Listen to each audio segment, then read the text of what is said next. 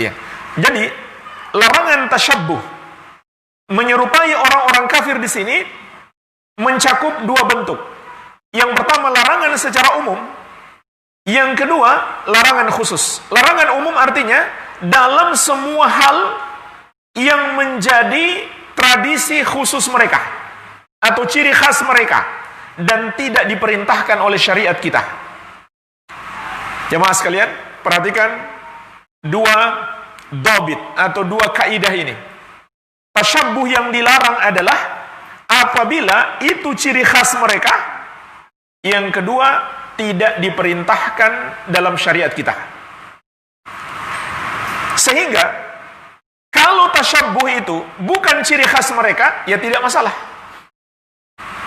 Kita sama dengan orang musyrik, dengan orang kafir dalam satu permasalahan duniawi, tapi itu bukan ciri khas mereka. Contohnya mereka hari ini pakai jas, kaum muslimin pun banyak pakai jas. Bahkan para ustadz banyak pakai jas kalau mau taklim, kalau mau khutbah. Maka itu bukan tasyabbuh, karena bukan ciri khas mereka. Contoh ciri khas mereka, pakai topi santa. Itu ciri khas mereka. Walaupun itu hanya dalam masalah pakaian, kaum muslimin tidak boleh menyerupai mereka. Ini yang pertama. Yang kedua, tidak diperintahkan dalam syariat kita. Walaupun ciri khas mereka, tapi diperintahkan dalam syariat kita, maka itu bukan tasyabbuh. Contohnya orang-orang Yahudi juga berjenggot. Itu mungkin ciri khas para pendeta mereka. Mereka juga berjenggot. Tapi dalam syariat kita diperintahkan. Dan para nabi dan rasul seluruhnya berjenggot. Tidak ada satu riwayat Nabi Muhammad SAW memotong atau mencukur jenggot, sehingga bukan tasyabbuh.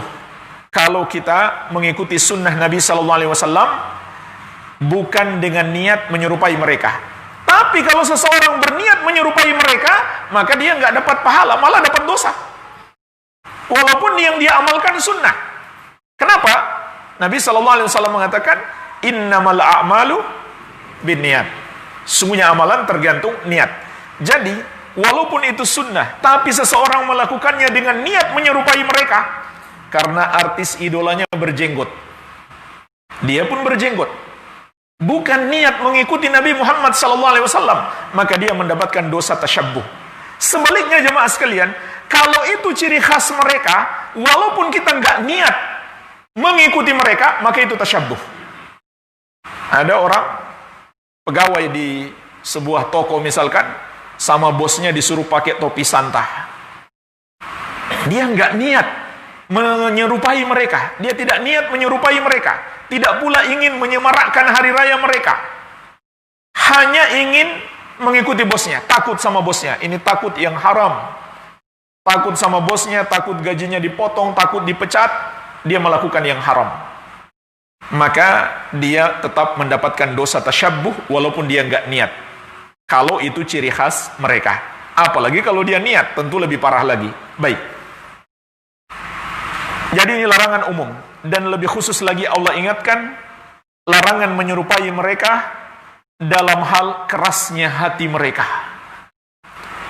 Yaitu mendengar ayat-ayat Allah, mendengar hadis Nabi SAW, tidak tersentuh hati mereka. Ini bahaya jemaah sekalian. Ini sifat ahlul kitab, keras hati mereka. Imam Ibnu Katsir rahimahullah juga mengatakan tentang ayat ini dalam tafsir beliau, walihadza nahallahu almu'minina ay yatashabbahu bihim fi syai'in minal umur al-asliyah wal far'iyah. Oleh karena itu Allah melarang kaum mukminin untuk menyerupai mereka dalam apapun dari urusan-urusan yang pokok maupun yang cabang.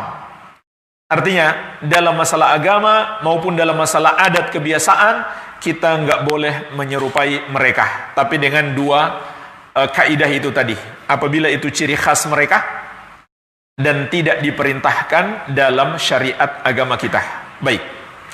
Jadi menyerupai orang-orang kafir itu adalah toleransi yang kebablasan.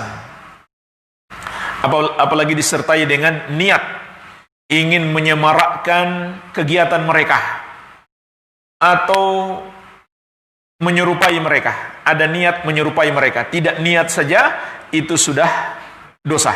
Baik.